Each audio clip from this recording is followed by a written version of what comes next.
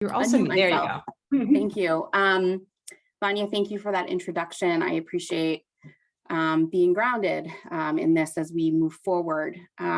So my name is Amy Pepiora. I am so happy to be here and grateful that you took time out of your incredibly busy lives to join us.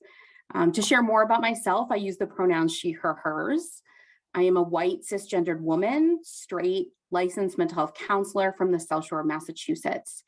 I want to share these identities with you so you have some insight into my positionality from where I stand as I do my work. So throughout this presentation, my colleague Alicia and I are going to work to elevate some of the experiences of individuals and professionals who do not share the privileged identities that I have. Alicia, would you like to introduce yourself? Thank you, Amy. Oh, I'm so excited, and I see esteemed colleagues of mine that I haven't seen for a long time, and I see a lot of new faces and new names. So I'm very excited and honored to be here today. I'm excited to be presenting with my colleague, Amy. As Amy mentioned, my name is Alicia Miller. My pronouns are she, her, hers. I am a white, cisgendered woman married to a South Asian Indian American man. Together, we are raising a young, smart, and beautiful girl of color here in the United States. I was born in Portsmouth, Virginia as a military brat, as some people would say, and I spent my formative years in Minneapolis, Minnesota. And all of my professional life has been here in Massachusetts to date. I'm a clinical psychologist by education, and I'm licensed here in Massachusetts. So that's a little bit about my positionality and where I stand from the work that I do. So our hope today is really to describe secondary traumatic stress and who is at risk. We would like to identify how the socio-cultural context and the experience of migration might play a role in secondary traumatic stress. And then we're going to learn and try to apply some strategies to reduce the impact of secondary traumatic stress, or STS, and support wellness. So our approach today is one that is focused on the individual. So you, as the practitioner, witness, and therapeutic tool, we recognize that you exist nested within many different socio-ecological layers that all influence each other. And there's a lot to be said about the responsibilities at each level of supervisors, leaders, and agencies to attend to and reduce the burden of STS on all employees. But that topic is far too big today. So we are going to focus on the individual. Our hope is that this training will be helpful as you consider your own experience with STS and its related terms, and specifically how it may intersect with your work with refugee and immigrant youth and families. We also hope it will be helpful to build empathy for your colleagues, to give you language to share your experience and surface your needs, and to offer some concrete tools and resources to support you as you walk through your work. We will be sharing a few resources throughout in the chat, and those will also be available at the end of the presentation. There's so much, there are so many resources and so much to be shared, but we are only able to discuss a little bit in our 90 minutes together. So please ask questions in the chat as we go along. We're, like Amy mentioned, we're really hoping to have a rich discussion at the end of the presentation. So secondary traumatic stress. Secondary STS, I'll call it, is the emotional distress that results when an individual hears about the firsthand trauma experiences of another. This may include hearing stories with a lot of trauma details, reading accounts of trauma and abuse, and seeing the intense suffering that accompanies a traumatic response. For individuals who care for children who have experienced trauma and their families, hearing traumatic stories can take an emotional toll. They may experience trauma symptoms such as intrusive symptoms, avoidance, alterations in cognitions and mood, and alterations in reactivity and arousal. These symptoms may range on a continuum from mild to moderate to severe, and may or may not impair functioning. In its most severe form, individuals can develop PTSD, or post-traumatic stress disorder, from indirect exposure. It's important to know that there are other conditions that are related to STS and that can coexist with STS. You may have heard of some of these terms before, such as direct exposure, vicarious trauma, moral distress, etc. And be curious about the differences and connections between them. So I'm going to go through and define each of them for us. STS occurs as the result of indirect exposure, like I mentioned. But we know that many child-serving professionals are directly exposed to trauma carrying out their daily work responsibilities. These are events that may involve a direct threat to the provider or witnessing threats to others. This may occur for several reasons, like children or youth threatening or lashing out physically, angry caregivers who are perceiving a threat, or work conditions that are unsafe. Vicarious traumatization is the result of chronic exposure to indirect trauma that accumulates over time.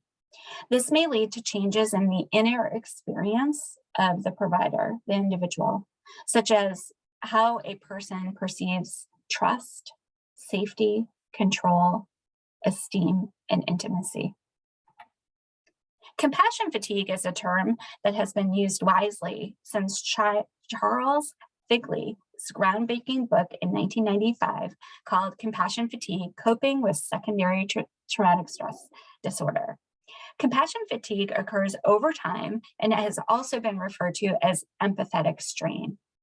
There has been some controversy related to this term due to discomfort with the idea that having compassion makes us fatigued, or that there is somehow some limit to how much compassion we have for others.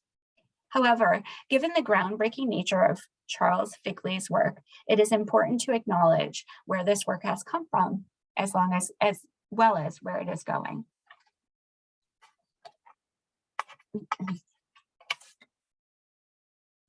Moral distress occurs when one believes they know the right thing to do, but institutionally or other constraints make it difficult to pursue the desired course of action. So you think you know what you need to do, but you're unable to do it. Moral distress occurs because a professional may feel like in order to do their job as they're required, they must violate their own values, morals, or ethics. Some examples might include conflicts with other professionals about the right way to intervene with a child, youth, or family member, excessive workload, or concerns of the competency of other professionals. Moral distress may lead to burnout or cause someone to quit their job or leave their profession. Burnout is a term that many of you may already be familiar with. Burnout is not a trauma condition, but the result of a high workload with little support and few resources. Organizational stressors, such as high turnover, low morale, moral distress, productivity demands can contribute to burnout. Symptoms of burnout include emotional exhaustion, cynicism, depersonalization, and loss of job satisfaction. Thanks, Alicia. So why do we talk about secondary traumatic stress, or STS? We know that each year more than 10 million children in the United States endure the trauma of abuse, violence, natural disasters, and other adverse events. We know that these experiences can give rise to significant emotional and behavioral problems that can profoundly disrupt children's lives and bring them in contact with child-serving systems. So these children show up in our offices, on our Zoom screens, in our case files, in our school hallways, and we are tasked to help. While we are a part of their lives, we're exposed to trauma stories, whether reading histories, engaging in interviews, witnessing their pain even when we aren't processing trauma histories, And sometimes, if the therapeutic conditions are appropriate, we may be processing traumatic events with children. For professionals involved in the care of children and families who have experienced trauma, the essential act of listening to trauma stories may take an emotional toll. So the first thing to note is that many of us in the helping profession come to the work with our own histories or present experiences of significant adversity, loss, and historical trauma. Just as we look at youth as complex individuals, we also remember that we are complex individuals. And we're going to talk more about this as we move through our time together during this training. In our work, we know that indirect trauma exposure is not the only workplace stressor. We know that this indirect trauma exposure can be accompanied by experiencing direct trauma on the job, like Alicia mentioned, assaults or injuries to staff, witnessing violence or aggression, youth suicide or self-harm attempts, and tragically sometimes deaths. Our organizations, schools, and work environments may have high turnover. There may be inconsistent communication and a lack of resources needed to complete work effectively and efficiently. STS and these other exposures and stressors can lead to a lack of job satisfaction, compromised professional function, and diminished quality of life. So at this point, I think it may be important to zoom out a little bit to understand who exactly is at risk of STS, secondary traumatic stress. So although many people think that staff who have direct interaction with clients are at the highest risk for developing STS, in fact, all staff working in child serving and other social service agencies are at risk. So we think about staff whose roles might be more supportive, receptionists, drivers, maintenance workers, among others. These individuals may be at higher risk because of a lack of opportunity to process the stories they hear at work with clinically trained supervisors.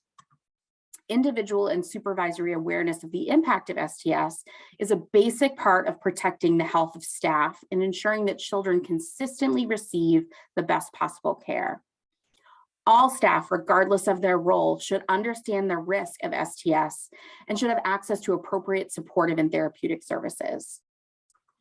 Additionally, other care providers such as parents, caregivers, resource parents, family members, and other supportive adults are also at risk for developing STS. We could have a whole nother training about this. These individuals are at higher risk due to a lack of access to supportive or therapeutic services that may be available to staff who hold these paid jobs in child serving and social service agencies. Helping caregivers understand their risk, providing support, and ensuring that they have access to needed services is such a crucial aspect of providing trauma-informed care to children and their families. So today we're focusing on mental health professionals, so let's zoom back in. So we know that between 6 and 26% of therapists working with this population who've experienced trauma are at a high risk of STS. When working with refugee and immigrant youth and families, many of us also intersect and work with interpreters. We know that interpreters have found simultaneous high levels of STS, about 71% of the sample studied, and also high levels of compassion satisfaction. So it's not all bad news. Positive aspects of your work, such as believing in the work and feeling satisfied and proud to be able to help others, is referred to as compassion satisfaction. Helping and witnessing youth heal can be highly rewarding and inspiring and can often sustain us in the face of trauma exposure. I would be remiss not to say that we are also in the privileged place to witness the incredible strength and resilience of youth and families. And research tells us that you can have high compassion satisfaction and still experience STS. So even if you love your job, it is incredibly important to pay attention to the impact of your work.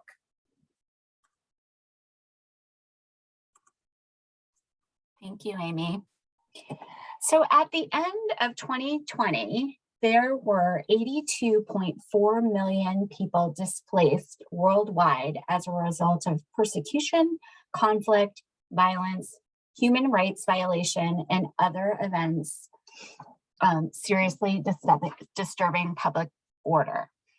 26.4 million were afforded refugee status, and more than half of them are children under the age of 18. Refugee and immigrant youth and families come to the United States for numerous reasons, including seeking new and better social, political, economic, and/or educational opportunities not available to them in their home countries. For many reasons for fleeing their home country stem from violence, war, torture, and deprivation of resources like food, water, shelter, medical care. For refugee and immigrants who have left their home countries involuntarily, many have been exposed to potentially traumatizing events across each phase of the migration journey, before, during, and after. This may be true also for those who have migrated voluntarily. Once relocated in the United States, refugees and immigrant youth and children often face complex cultural differences and uncertainty around how to navigate systems like educational, medical, legal, and financial systems.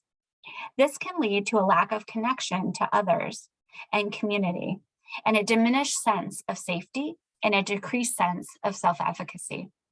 Furthermore, the inability to speak English may additionally compound the impact of isolation and trauma.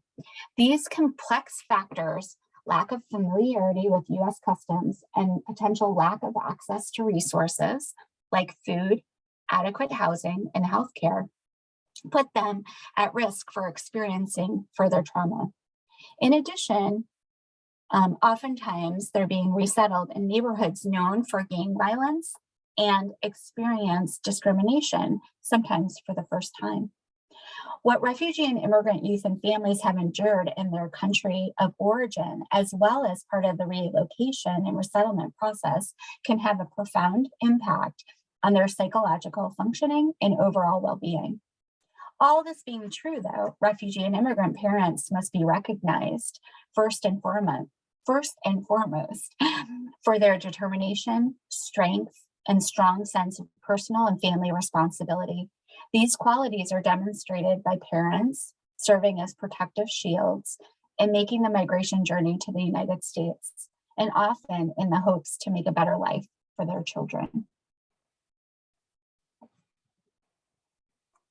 Thank you, Alicia. So Dr. Heidi Ellis introduced our talk this morning, and I'm going to actually quote a bit of her work that she's done with Dr. Sachs and Brown, and Nita will put the citation. Thanks, Nita.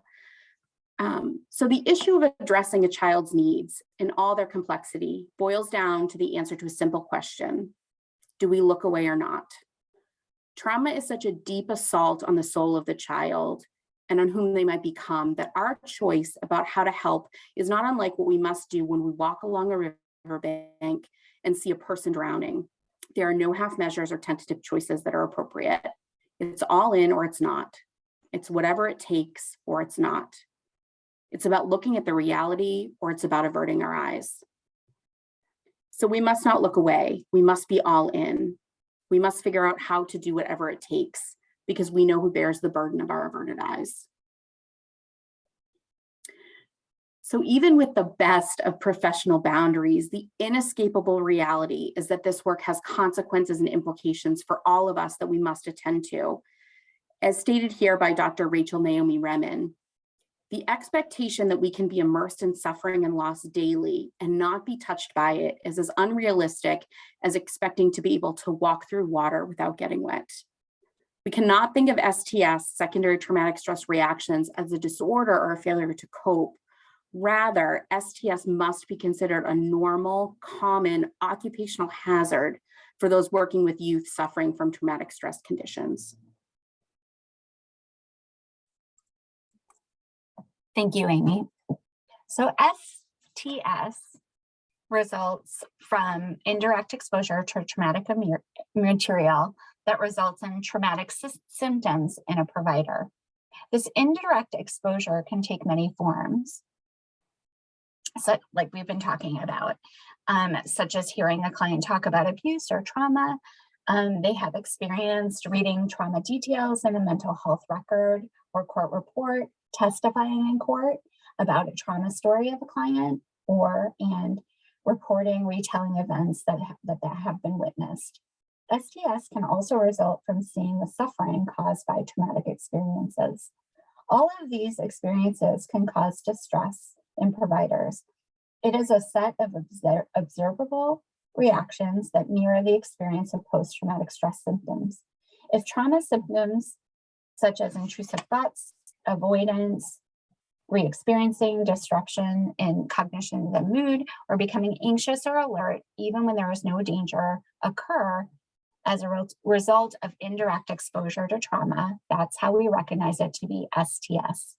STS may show up in 3 ways: psychologically, behaviorally, and relationally. Psychological symptoms may include minimizing, feeling guilt or fear, feeling helplessness, an inability to embrace complexity, among many others. Behavioral symptoms may include not making time for yourself, having difficulty setting boundaries, experiencing increased impulsivity, sleep difficulties, again, among others.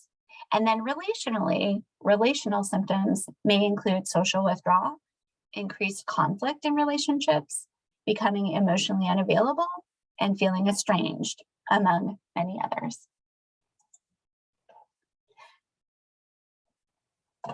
All right. I'm going to stop sharing for a minute and show a video clip from a TED Talk that some of you may have seen before. This is a TED Talk called Beyond the Cliff by Laura Van Der Lipsky. And the idea is to think about, to what degree is the work taking a toll on you? I'll just play a brief clip.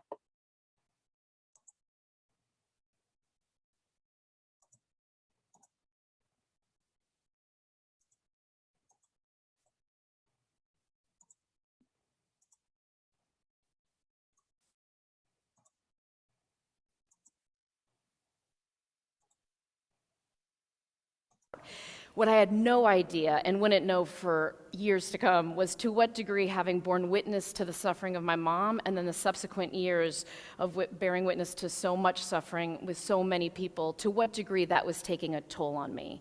And this is something that wise people have passed down for a long time, and we know more and more about now because of the advances in neuroscience and the wonderful research that many of my esteemed colleagues are doing. But at the time, I had no idea about this cumulative toll. So one of the ways that the toll can show up is for those of you who are doing work. There are folks who do work, and as a result of the work you do, you might be exposed to things, either because of the content of what you're doing, but what a lot of my colleagues say is like, look, the work itself is the least of my concern. It's all my colleagues who put me over the edge, right? So sometimes the toll is because of the work. Sometimes the toll is because of the caretaking we do on our lives. Here she's saying, I feel like I need you less and less, Mom, now that I can make myself feel guilty all on my own. So much of the toll we feel is because many of you are caretaking in your personal lives. You're caretaking those around you. You're at home tending for folks who are returning from wars, folks who are ill, people who are in need in the community. Sometimes the toll we feel is because of the suffering of other living beings. This is Chris Jordan's wonderful work. And sometimes it's because of what's going on ecologically on the planet itself. This is the work of Vance Friedenberg. He's one of the leading scientists looking at the 6th mass extinction. But what we know is that when humans are exposed to suffering, hardship, crisis, trauma of humans, other living beings, or the planet itself, there's a cumulative toll. And there's a toll on us individually, there's a toll on your immediate relationships, there's a toll organizationally for those of you who have this exposure in your work, institutionally, systemically. We see it in movements we're a part of, we're seeing it throughout all of our communities and society as a whole. She's saying, speaking personally, I haven't had my day and I've never met any dog who has. The other piece of this that's very important, at least when I do this work, is it's always held in a larger context of systematic oppression. You know this so well, but a reminder that the degree to which you're impacted by the lives you're living and the work you're doing is intimately tied to the fact that we're in a society with so much supremacy. And if we're in a society where there's no oppression, there's no racism, sexism, homophobia, heterosexism, ageism, ableism, classism, and xenophobia, so much of the suffering we are tending to wouldn't exist, and the remaining bits that exist in life, we would all be affected by that so differently.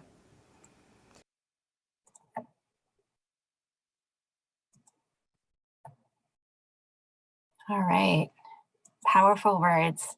We will hear from her again later on. All right,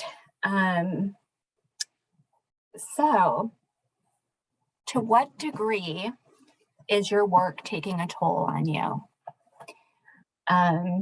So symptoms may not all be severe, like we talked about. They exist on a continuum from mild, just a few symptoms for a short amount of time, to moderate with or without functional impairment, which means that the individual's daily functioning at work or at home is debilitated. And in the most extreme form, like we were talking about, is the development of PTSD. People may move up and down this continuum at different times, and PTSD symptoms can result if the indirect exposure is repeated and severe. Awareness of symptoms at any point on this continuum allows us to be proactive about addressing and mitigating the impact of STS.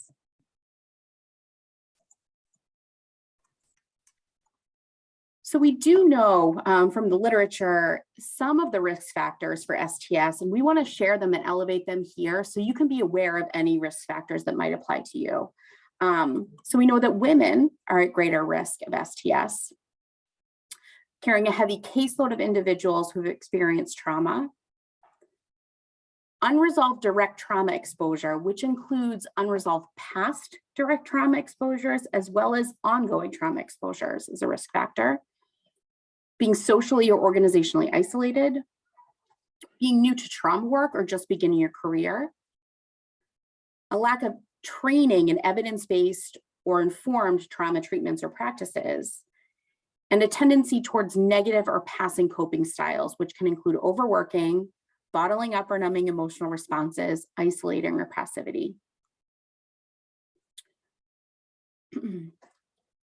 So providers may experience elevated levels of secondary traumatic stress and/or moral distress, which Alicia shared earlier, when working with individuals who hold marginalized and oppressed identities, who do not have equal access to culturally appropriate resources, and who are overrepresented in systems such as child welfare and juvenile justice. This can be especially challenging for providers who hold similar marginalized and oppressed identities to the children and families with whom they work. So we think about Black, Indigenous, people of color, or BIPOC providers, LGBTQIA+ providers, providers with disabilities, among others. These individuals often experience exposure to the same oppression, marginalization, and racism as the children and families with whom they're working. They're also likely to have their own experience of discrimination and microaggressions, and may be experiencing and observing institutional racism and oppression within the agencies, systems, and communities where they work.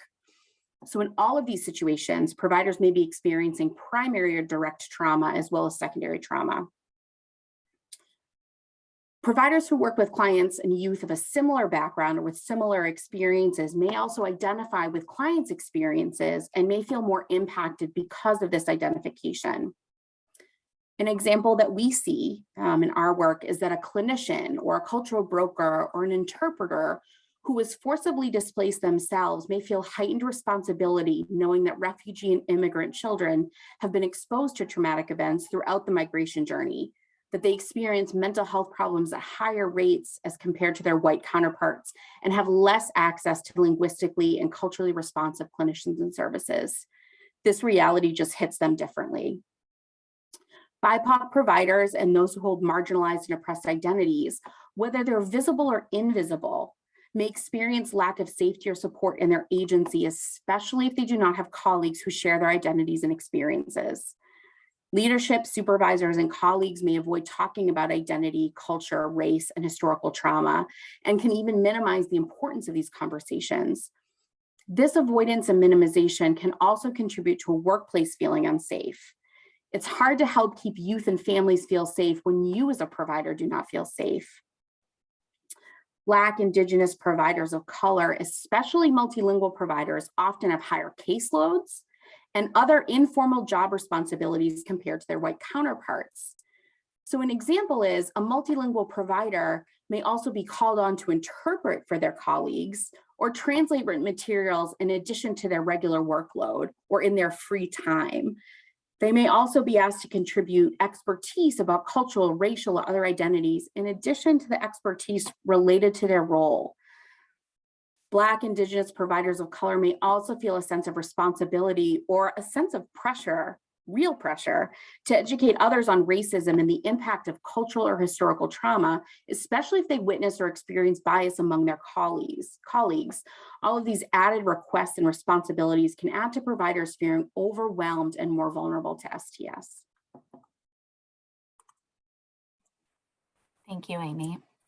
All right, I'm going to stop sharing again for a minute. We wanted to, as we start to move and shift gears to now, we've learned a lot about STS, but we want to talk about how to mitigate it.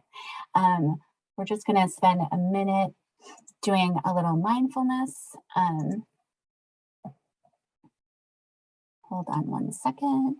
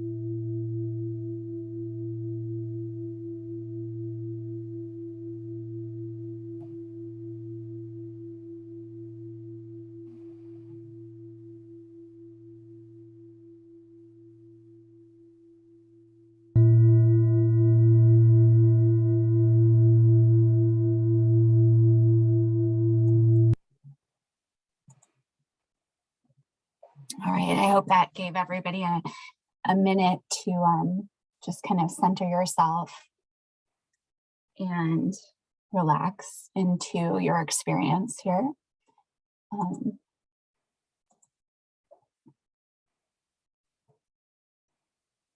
We're going to shift gears. We had been thinking about, right, is all this work getting to you, right? What's the toll is this having on you? And so what I'd like to do now is show another video clip from Beyond the Cliff by Laura Van Lipsky.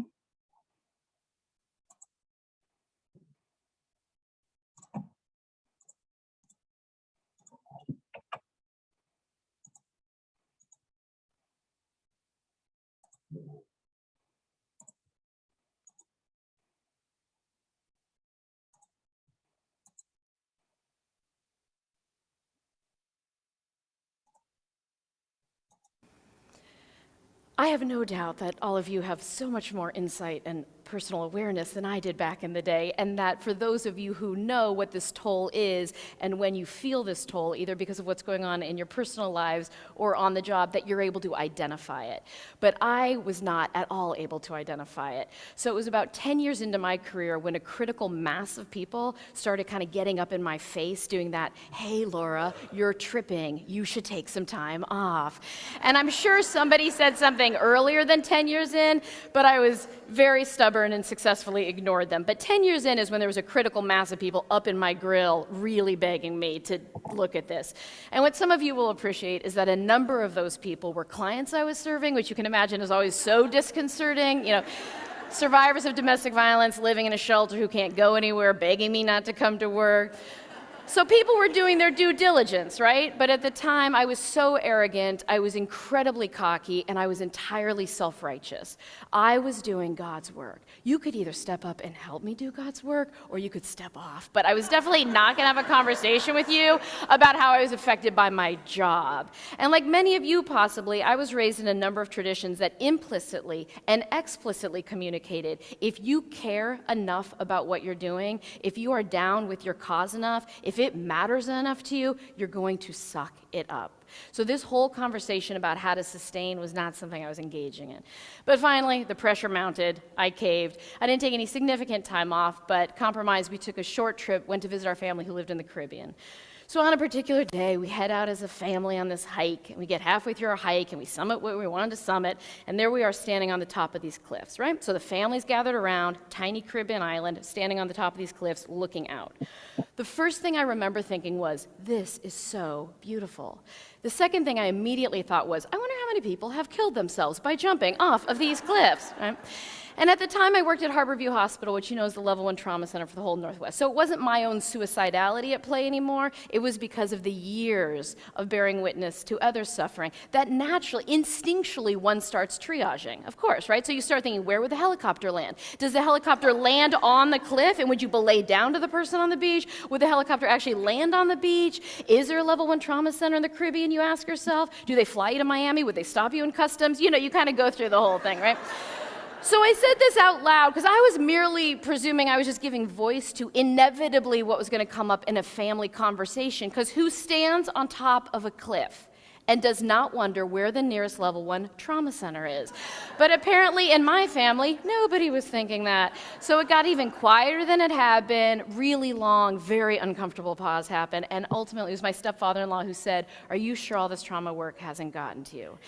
And honestly, this was the first moment I had any insight into, check it out.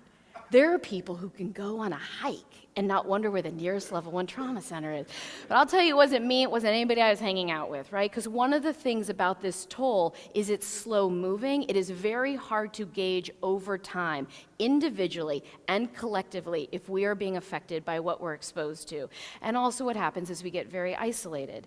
So this was one of those moments that maybe you've had where kind of everything starts flooding in, right? And then I was like, whoa, well, if this is the case, maybe it's also the case that there's people who still date out there in the world, and those people who date aren't doing background checks on everybody they date, right? Maybe there's people who can go to a playground. It's just a lovely place for children. You're not worried about like head injuries or Amber Alerts, right? So, but this is what happens, that over time, what you're exposed to affects your entire worldview.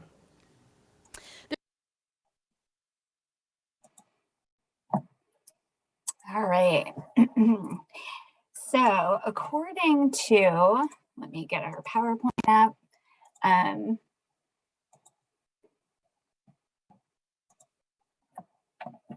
So according to Laura Van Dernuth, I apologize if hopefully she sees this one day, but I am all respect, I hate butchering her name, Van Dernuth Lipsky, who is the author of Trauma Stewardship, an everyday guide to caring for self while caring for others.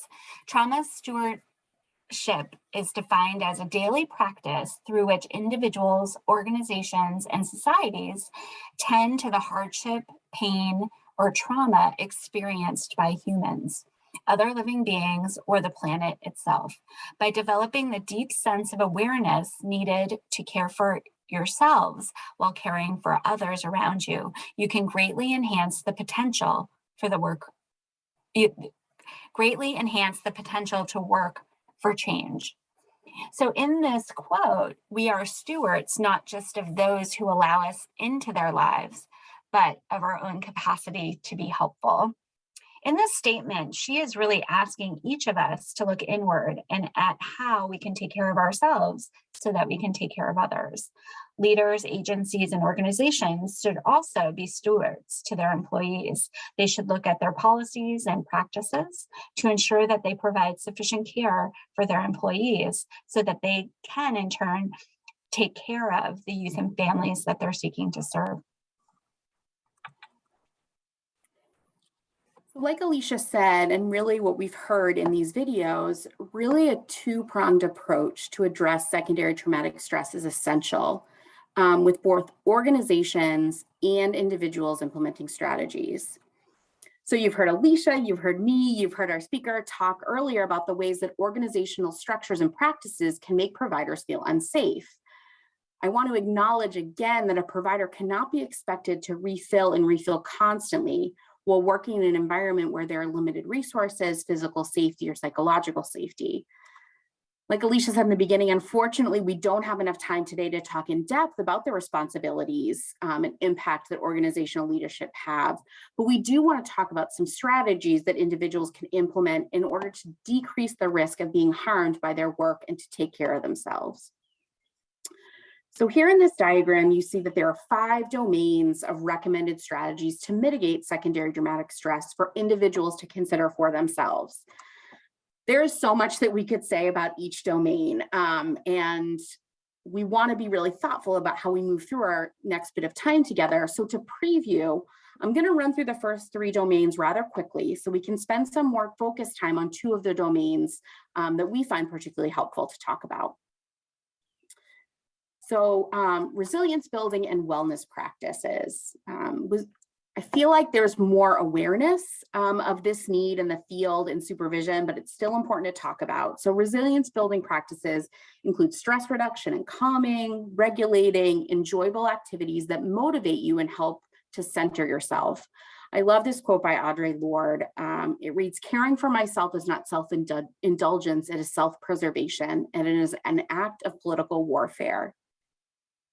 So it connects to what Laura Vandernoot-Lipsky says, that this self-care, this is not an extra thing or a fluffy, nice thing to do in the name of self-care, right? We have to make it a real part of our work. And it really can be considered one of our job responsibilities. Wellness practices include activities that help you get the proper rest, nutrition, and exercise you need to feel your best. It can include stress reduction activities such as mindfulness, meditation, forms of mindful movement such as yoga and martial arts. It can also include calming, regulating activities or hobbies you enjoy. So something creative like drawing or knitting or woodwork, maybe cooking, exercising, gardening, yard work. One of my professors used to say that given the always unfinished nature of our work, having a project-driven life to focus on something with a beginning, a middle, and an end can be so crucial for those of us in the helping profession.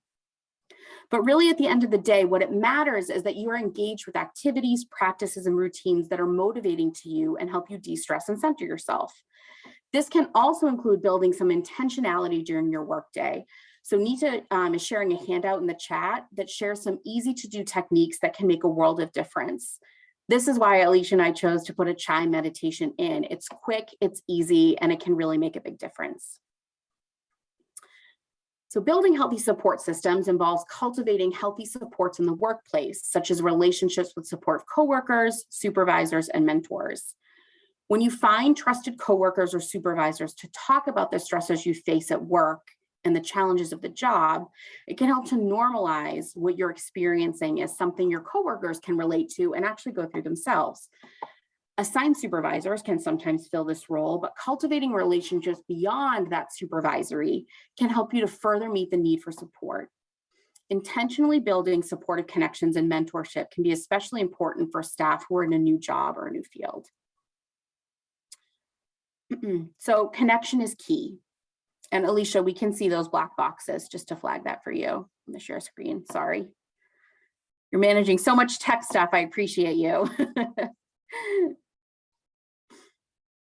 So I'll keep talking about connection, right? It's key, it's so crucial, thank you, Alicia, to build healthy support system outside of work, family, chosen family, loved ones, a faith community, circle of friends. I could go on, right? So speaking personally, I'm friends with other social workers, clinicians, and people in the helping fields. And when we get together, it's really easy for us to find ourselves talking about our struggles, our concerns, our worries, while doing the work that we do. That's really nice. They're good people. I love them. And I also love talking to my cousin who works for TSA and has zero experience in the mental health world. She doesn't let me get stuck in my own small clinical world. She and her children, who are always with us too, force me to connect to the larger world. If helpful for you, You may also want to seek out and participate in traditional, cultural, and community healing ceremonies and supports. Creativity is key. Those who feel connected to support systems are less likely to become isolated during times of greater stress.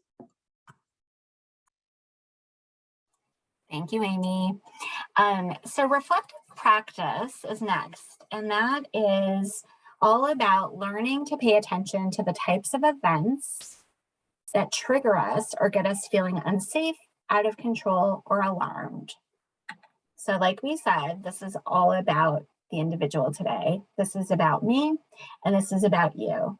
For reflective practice, we have to develop our own ability to reflect on things and begin to ask ourselves questions like, how did I feel when that event happened? What did I notice in myself? Based on what I know about the warning signs of stress or overwhelmed, what am I observing in myself, and how might it be related to the encounter I had? We will be providing more guiding questions and tips for self-reflection practice, which can be utilized in self-reflection or journaling by yourself or with coworkers. Sometimes with coworkers, it might feel helpful to process and with a trusted other, like Amy was just saying. So oftentimes a period of self-reflection is helpful. It's a helpful first step, which can alert you to whether or not you need to reach out to a coworker or do further reflection or seek peer support. If you are still activated by the events that caused you a stress response, or you're ruminating, like you keep thinking about them over and over after you've had time to reflect, then it's recommended to reach out to a trusted supervisor or someone like that, so you don't have to go it alone. So part of our reflective practice is really understanding identity. So reflective practice at the individual level is thinking about becoming more aware of our identities, such as our race, culture, gender identity, geographic location, and others, along with the power and privilege traditionally associated with them in the United States. All of these may impact our work, our experience of STS, and our sources of resilience. So in this wheel, what's nice, this really emphasizes that everyone has multiple identities that unfold over time. The center of the wheel represents characteristics that are usually most permanent or visible. The outside of the wheel represents dimensions that are acquired and change over the course of a lifetime. The combination of all of these dimensions influence how we think, feel, and behave. They influence our values, our beliefs, our behaviors, experiences, and expectations, and they make us all unique as individuals. Both historically and currently in the United States, some identities are dominant. They hold more power, and as such are afforded more advantages and access or privilege, whereas other identities are marginalized and oppressed and hold less power and privilege. We encourage you to take time after our training to consider the following questions, and if helpful, write down your reflections. Consider your own identities. How do your identities influence the way you see the world, the way you see your work, the way you understand the children and families with whom you work? Check in with yourself. When you think about your work in your community, how do you feel? How do factors related to your identities contribute to your resilience and or your experience of STS? Do you have someone to talk to, a trusted someone to talk to about how you're feeling? Reflecting with others can be a really helpful practice in processing our own experience and identities. So cultural competence and cultural humility are two very important and relevant concepts for those who seek to engage with refugee and immigrant children and families. As we just talked about, it's easy to understand that every encounter that we are having is a cross-cultural encounter. The reflective local practice approach aids to the informational model of cultural competence and enhances the process-oriented approach of cultural humility. RFL emphasizes an informational and self-reflective approach to improving and maintaining professional cultural competence to be an effective cultural presence in your work. The term RFL, reflective local practice, is a mnemonic device. R, reflective, refers to self-awareness of our own assumptions and increased awareness of implicit bias in order to increase the likelihood that our client will benefit from our professional services. Local refers to a professional expectation or obligation to seek education and knowledge about specific cultures that are likely to be represented within your professional practice. And so we want to be asking ourselves, and practice, the P, refers to the development and enhancement of professional skills to bring cultural awareness and sensitivity to our professional practice. So other questions to consider are, do I have direct experience interacting with my clients' population's cultures? Have I gone out of my comfort zone to have experiences that would give me firsthand exposure to cultures other than my own? Am I familiar with local history? Have I learned to address culture directly in assessments, therapy, consultation, research, and supervisory settings? Am I aware of my client's strengths, and do I use them in treatment planning? Do I know how to do a cultural interview? Do I know how to describe myself culturally to a client or a supervisee or a supervisor?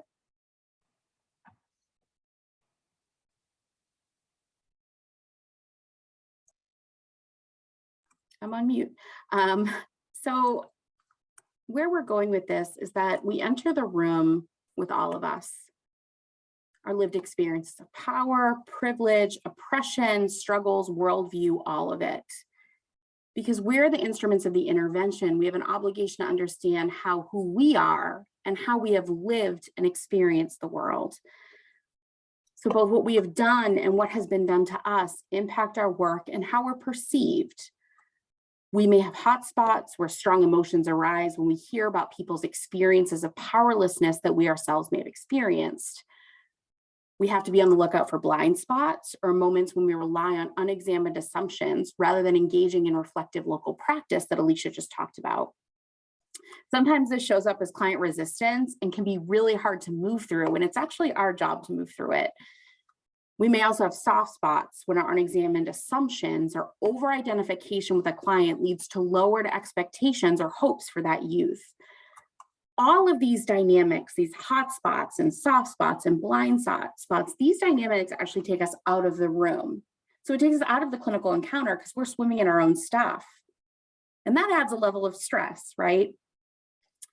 So reflective practice at an individual level, and remember, this is one of those moments, one of these resources, this is something we're talking about that actually pushes against STS.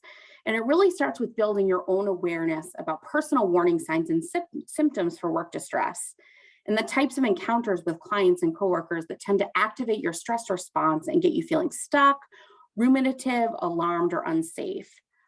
And this is a parallel process with clinical work. You might be thinking, I'm doing this in sessions with youth and families. Yes, we suggest that you consistently ask yourself these three questions. What client encounters or histories or stories tend to bring up strong emotions and reactions in you? What takes you out of the room or prevents you from being in the room in the first place? And how might this connect to your own history, family norms, personal vulnerabilities, power, disadvantage? And we do all this because we know it's our ethical responsibility to stay in the room. So then we have to make a plan, right? So we're gonna share a tool. It's called the MyMeg, and it was created by the team at NYU Langone, who is also a grantee in the National Child Traumatic Stress Network, and they gave us permission to share this. A link to this tool is gonna be in the chat, Nita will share. It's so important to have plans in place for ourselves in the same way we have for youth and families, and we put plans in place with them. This kind of work and conversation normalizes the fact that we're humans and that our work impacts us. And putting the work on the front end and doing this work has great rewards on the back end, thinking about work satisfaction and secondary traumatic stress. So this tool starts with some great reflection questions to help you start the process. They go even more in depth than the 3 questions that I just posed. And I'd really encourage you to take the time to sit down and really think them through. The tool then helps put a plan together that really concretizes your understanding. What pushes your buttons? What happens when they're pushed? What can you do to stay present in the moment? And what can others do to help you? It's a parallel process, right? I can't say it enough. We're making plans with our youth, so why not give ourselves the same grace, the same opportunity we do with our clients and families, and put something together to help us be more present, be more aware self-clinicians.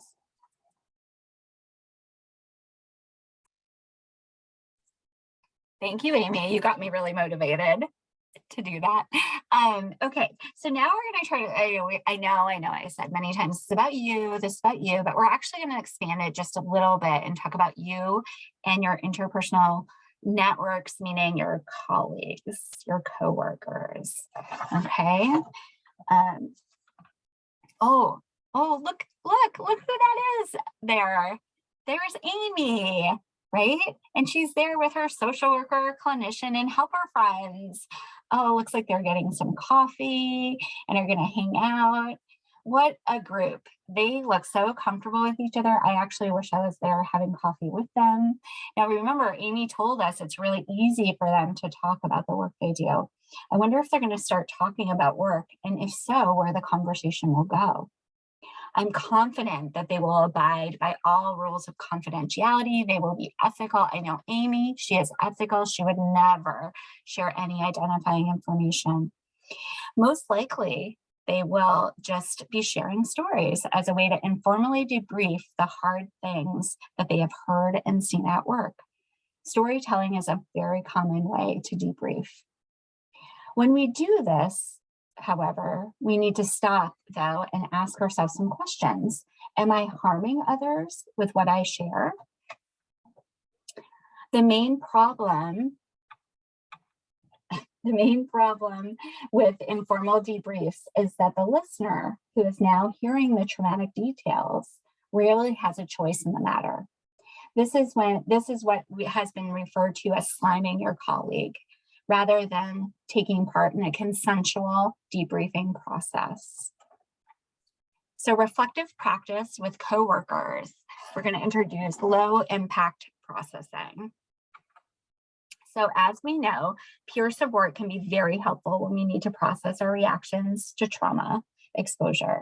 It is helpful to process with our coworkers so that we feel less likely in a position of needing to talk to somebody and only having family members to do that with, especially if they are not prepared to hear about the stresses of our work.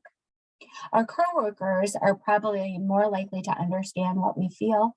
So whenever you find yourself feeling stuck on a certain thought or event, it is a good idea to debrief.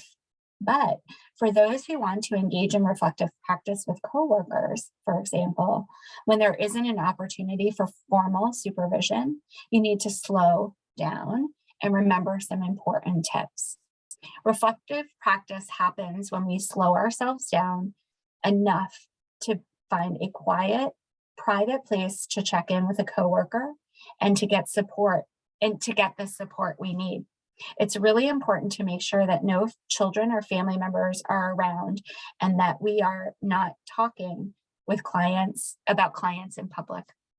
So low impact processing, also called low impact debriefing, offers the following steps for processing with your coworkers so that it is less likely to be frustrating or overwhelming to them, so you don't slime them. So have a conversation in private, right? Engage in low impact processing with your coworkers by self-awareness. So be aware of the level of detail you share related to what your needs are. Ask yourself, do I need to share all the details or would a summary suffice? Give a fair warning. Allow your coworker to prepare by warning them that you have just had a difficult situation and you would like to process with them rather than just jumping right in. Consent. Once you have given fair warning, it's important to ask permission before you start just telling your coworker a story that they might not be ready to hear. They can decide if they are in a good state to process with you and can clarify what they are ready for and if they are able to hear it. And then limit disclosure. Avoid slamming your coworkers. Once you have obtained consent, decide how much to share. This may not include all the graphic details. You want to avoid slamming your colleagues with all the details of the trauma exposure, especially as they're likely being exposed to their own share of indirect trauma with their own clients. So for your coworkers' sake, if you're listening to someone's story and you find yourself thinking, that's nothing, you should have heard what I went through the other day, try to keep that comment to yourself. Try saying it would be one-upping your coworker's story and losing sight of why you were there to listen in the first place. All right, so enhancing compassion satisfaction. I know Amy brought it up earlier. Compassion satisfaction is about having ways to reflect the positive feelings and rewards that come with your work and the conviction that that our work makes a meaningful contribution to clients and society. Enhancing compassion satisfaction is a recommended strategy because it helps you to focus on what you love and appreciate about your jobs, what's going well, and how all the hard work and effort poured into the job gives back through a sense of meaning, fulfillment, and/or pride. So we would like you to do an exercise. We want you to take a moment and reflect. This is an exercise called Remembering the Whys. Here are 3 questions you can reflect on. Think of one rewarding moment at your job. What are 2 things that you love and enjoy about your job? And then think about 3 people whose lives you touched. And what we're going to do is we're going to try a Padlet. And I'm going to explain that to you. This is a Padlet. I'm going to bring this up. I think Nita's going to put it in the chat, and then I'll share my screen. And in here, you can write out one of your whys. Remember, no identifying information, and just keep it simple. We'd love to hear it. In the midst of chaos and stress, it's helpful to remember why you are doing this work and what keeps you going in times of difficulty. And to do this, we want to be intentionally dwelling on the moments and experiences that make us want to return to work. So let me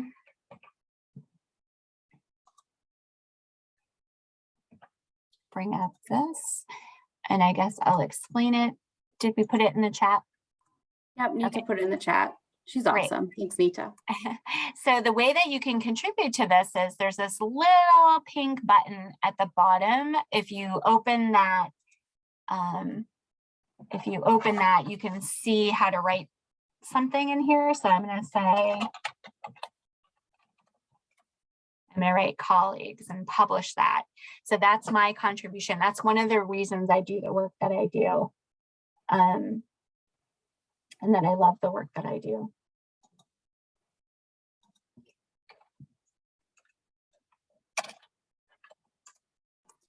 So folks, go onto that Padlet link and click the plus sign. We'd love to see some things pop up.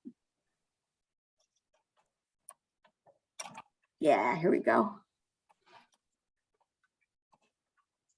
Keeping kids safe, helping kids feel successful, supporting others, building a new generation of clinicians, attending trainings, seeing youth enjoy their culture. Oh, nice. Helping kids cope. Helping kids be successful. These are awesome. Oh, empowering my community, yes.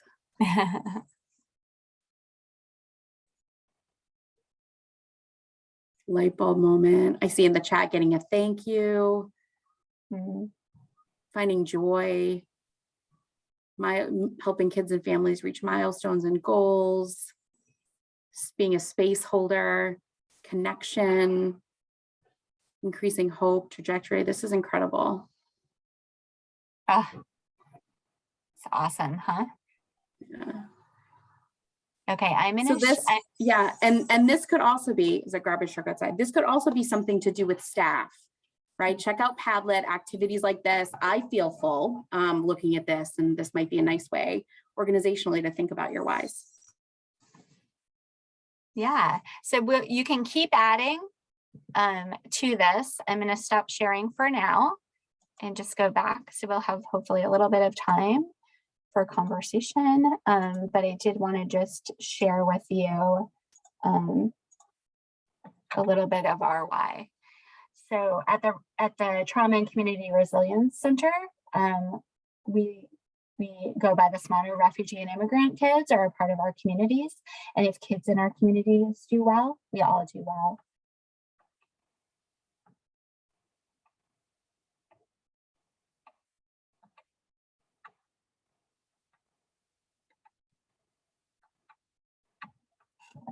Thank you.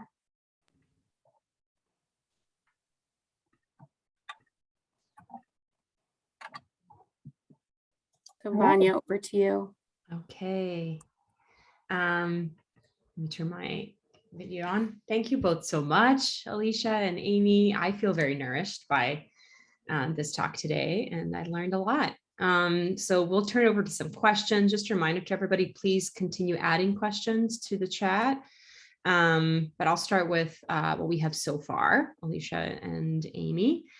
So this is a question from Deborah. She said, going back to identities, can you explain both functional identity and also creed and what they entail?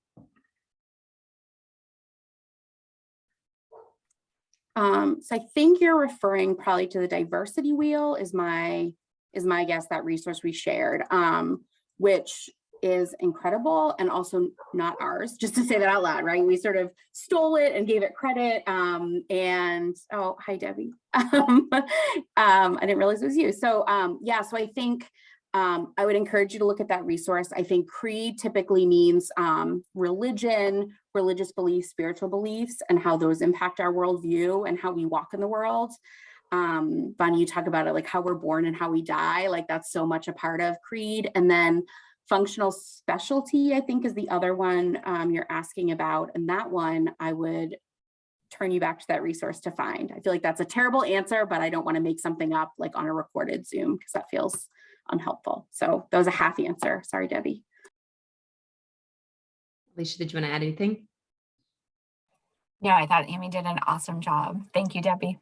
All right. Next question we have is, as a colleague, is there anything I can do to help? As an interpreter, I am working with managed stressors related to shared client clinical sessions. I think this is so important and something I know I experience in my work. Can I answer this one since you took the lead? Okay, great.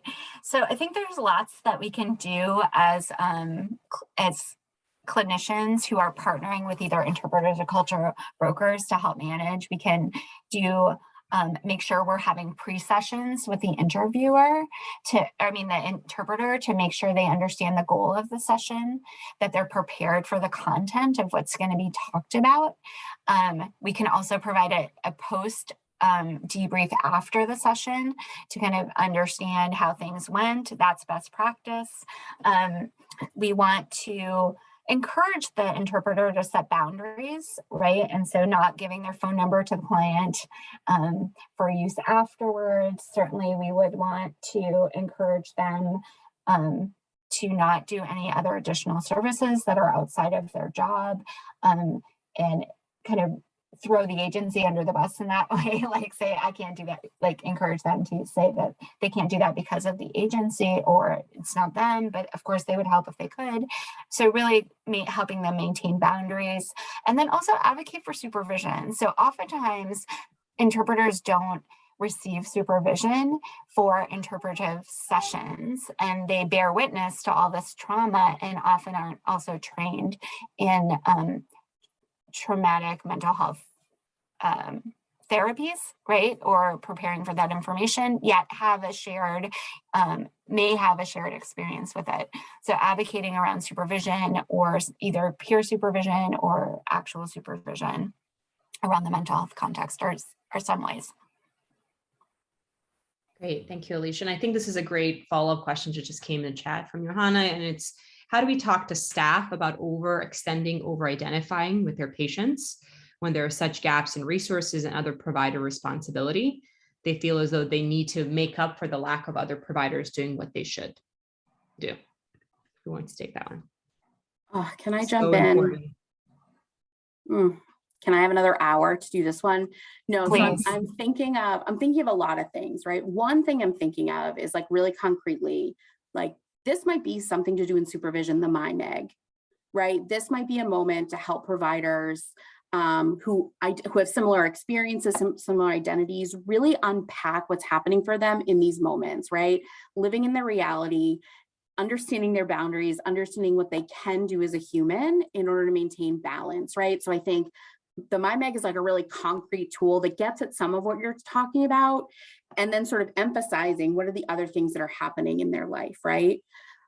I think that this is also a systems issue. And I think this is something that, you know, if you're in a supervisory role, if you're in a leadership role,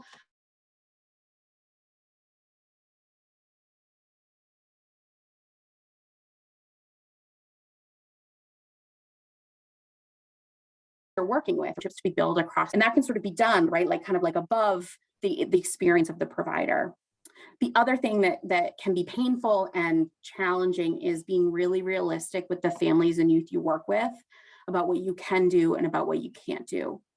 I think we are all really well-meaning. We do this work because we care and we want to make moves and do things with children and families. And the reality is that systems aren't ready. Systems aren't doing often what we need them to do. And so I think it's really learning the skills of how to accompany, how to help families be vulnerable, how to hold and bear witness, but also be really realistic about what you can do as an individual person, because that I think sets up a moment for really trust building with families and youth in a way that there's still pain, I think, associated with watching, feeling like you need to make up for work that isn't happening and that can't happening. But if you can be with clients and families, there's a little relief there. So I don't know, Alicia, if you have more to add, Vanya. That was beautiful. Thank Please. you. It just makes me think, you know, I think about current mental health crisis and the pandemic, and I'm imagining that majority of folks on this call are overburdened. You know, we are seeing numbers like we've never had before. So I think about, you know, for supervisors on this call or folks that are in different systems, what are some strategies to advocate for more dialogue around this, for more self-care and support? So what are some ways that they could advocate for this within their systems?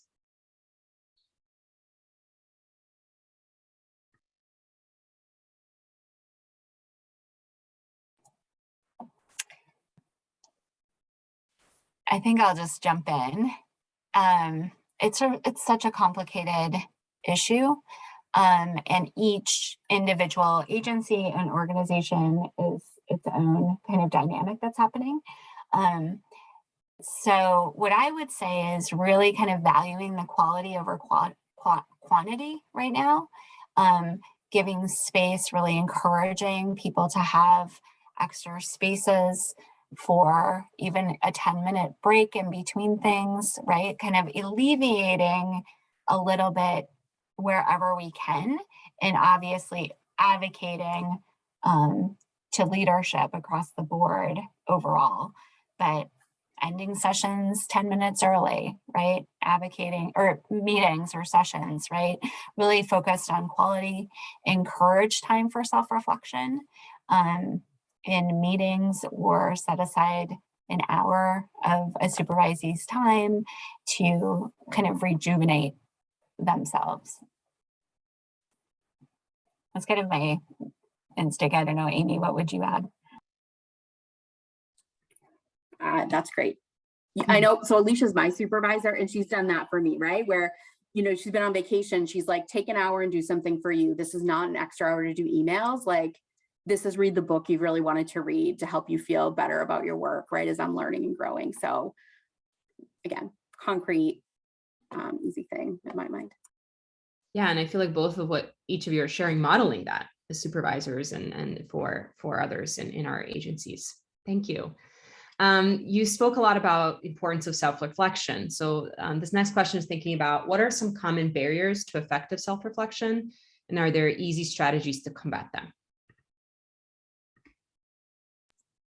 I love this question because I think like it's really hard, right? Like it's really hard. I mean, I should say it's really easy to be like, yeah, I'm going to self-reflect. Yeah, I love thinking about this. I mean, this is my job, right? Like I'm a therapist. I love thinking about things, right?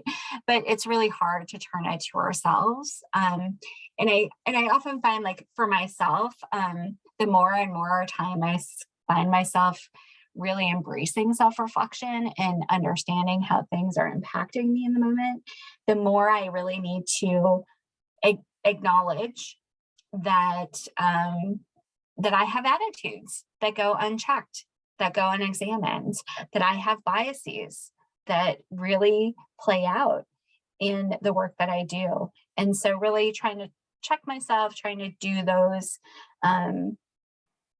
like do things that allow me to see other information, right? So, I mean, so see other information or like go on, I don't know, I would encourage everyone to go on the implicit, the IAT, implicit bias test, the implicit association test.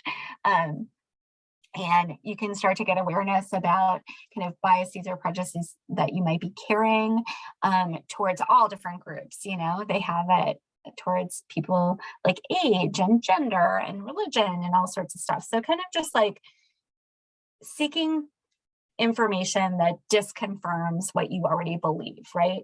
Making time to go into an area that you don't know, like drive through a neighborhood you don't know, explore it, go to a restaurant, eat some food you haven't done before, kind of like allow yourself to reflect on things and go places that you wouldn't actually maybe seek out because maybe you think you know everything already, or maybe you're like, this is just the way that I am, you know, like, but kind of push yourself and give yourself credit for when you do go outside of your comfort zone a little bit and you do take in information. So kind of just, you know, practice it and take it a little bit further instead of just jumping right in.